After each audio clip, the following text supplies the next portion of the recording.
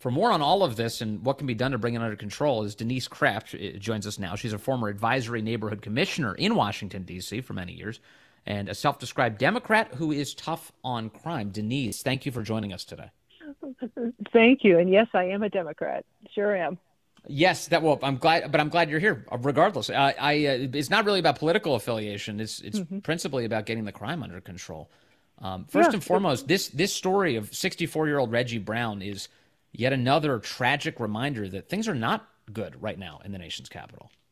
No, we're not good. I mean, when you've got 12 and 13-year-old kids killing a 64-year-old man, we're not in a good place. When we have shootings that are happening repeatedly in my neighborhood. In fact, there was one incident where there were 37 rounds that were found outside of a house. We're not living in a safe environment. We're living in a dangerous environment right now. Very much so.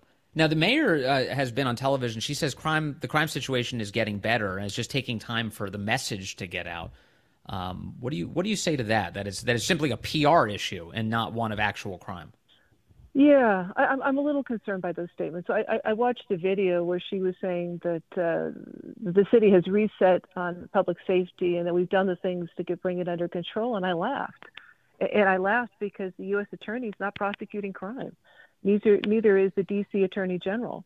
So until they start prosecuting crime, we have not done a reset. We are just at a status quo. And that's disturbing for individuals like me who live in violent neighborhoods. By the way, you know what my violent neighborhood is?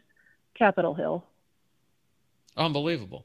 So this is the nation's capital. This is where we expect the tourists around the world and American citizens to come visit, have some sense of pride in their nation's capital.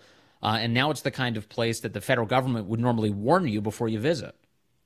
Oh, absolutely. I mean, I've got to cross crime scenes to get to work. I have to worry when I leave my office whether or not I'm going to enter a crime scene. When I drive home, I'm driving past police officers that are now stationed in my neighborhood to stop the shootings. This isn't normal behavior. This isn't a safe city that we live in. It is a city of violence.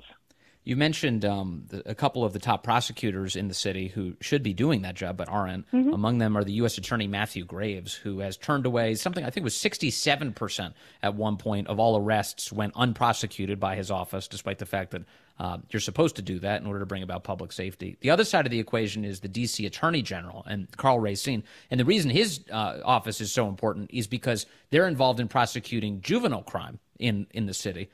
Which there's been far too much of. I mean, when I see a story like this, that 12 and 13-year-old girls were involved in the beating death of a 64-year-old man, just add it to the pile of all sorts of crimes being committed by essentially children and teenagers. How did we get here? We got here because the crimes they were committing previous to the murders, homicides, and carjackings weren't being addressed. We had a system wherein the young ones were committing minor infractions. And instead of saying, no, you shouldn't be doing this and we will hold you accountable for these minor infractions, we essentially said, your brain isn't, properly formed, therefore we will not hold you accountable. So go forth and commit more crimes. Yeah. It really is on the adults here in D.C. because we have a D.C. council that told them that if you are under the age of 24, then we're not going to hold you accountable.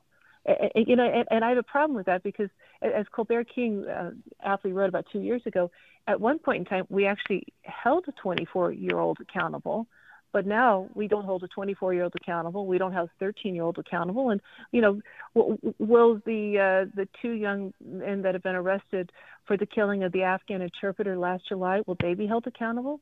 I strongly suspect no, because of laws passed by the D.C. Council. And we also have rock bottom expectations for children in any capacity in the city. In fact, the numbers on absences from schools are horrifying. 43% of children are considered chronically absent last year in the district. 37% of children were deemed chronically truant from school, meaning huge percentages of the kids are barely showing up for school, if at all.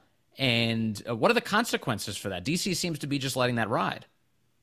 Well, there are no consequences for the children. And additionally, there are no consequences for the parents. What should be happening is that parents should be held accountable when their children are not showing up. They should be getting phone calls from the school. There should be letters going home. There should be an expectation that the parents are holding their own children accountable to show up, and we're not doing that. Mm-hmm. So again, it's on the adults to say, we should be holding you accountable as parents for your children not showing up. And by the way, if your child, as a 12-year-old, kills somebody, then we're also going to hold you accountable, because that tells me that the environment in which that child is being raised is not a safe one. Yeah. So it's a twofer we should be going for. Go for those children, absolutely. They murdered somebody, prosecute them, but go for the parents as well. By the way, I need to correct something I said before.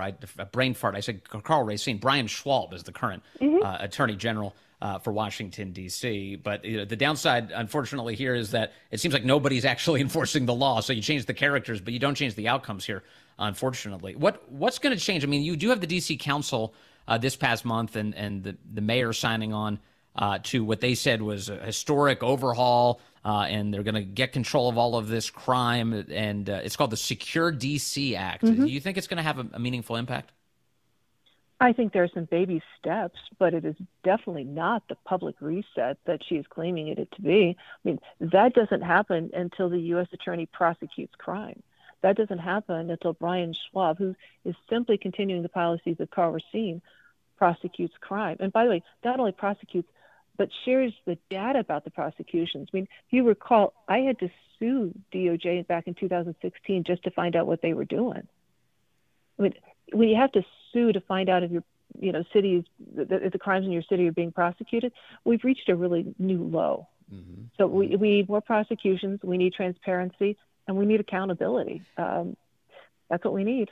What about the cops? We've lost a lot of police officers in D.C. Morale has, unfortunately, in many ways bottomed out. There's been a pretty steady stream of attacks that have come from the D.C. Council directed towards cops, and they've really hamstrung the police from being able to do their jobs well. What role does that play in this entire conversation? They gutted them. They gutted the budget. They refused to hire police officers. So not only did they refuse to hire police officers, then they complained and trash talked them. I mean, I just want to give a shout out to all the MPD officers who are listening to this program right now. You guys are really, really valuable. I mean, you're the reason people can sleep in my neighborhood to the extent they can because of the gunshots, but they are valuable members of the community. And I have yet to hear a DC council member share that message. And I'm just going to say shame on you, because MPD officers are valuable. They keep us safe and they should be respected. And that's something we should be telling the DC council to do.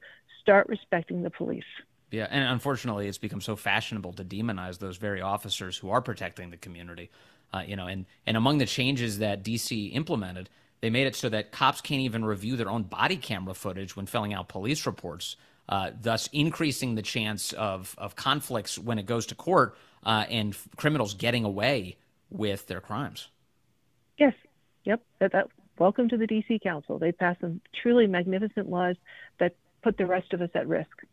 Not a good situation. So this now, meanwhile, like all the D.C. Council and the mayor, they kind of constantly are arguing that it's time for D.C. to become a state. That we need to be a state. But I don't know. From where I'm sitting, Denise, and the way you describe this, I'm thinking, how have you demonstrated that you deserve more power here? You are failing this city, and if anything, this calls for Congress to step in and to do something about it. No. Look, I support D.C. statehood. I do. I mean, I had more ability when I lived in a non-D.C. location than I do now. So I do support D.C. statehood. What I also support is people being the adults in the room and demanding accountability. And that means sometimes we have to vote. The mayor brought up in our conversation recently that people are voting with their feet. Absolutely.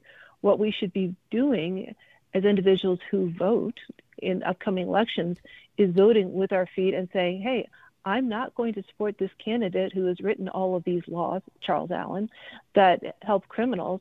I'm going to vote with my feet, with my mouth and my hands for individuals who do believe in accountability.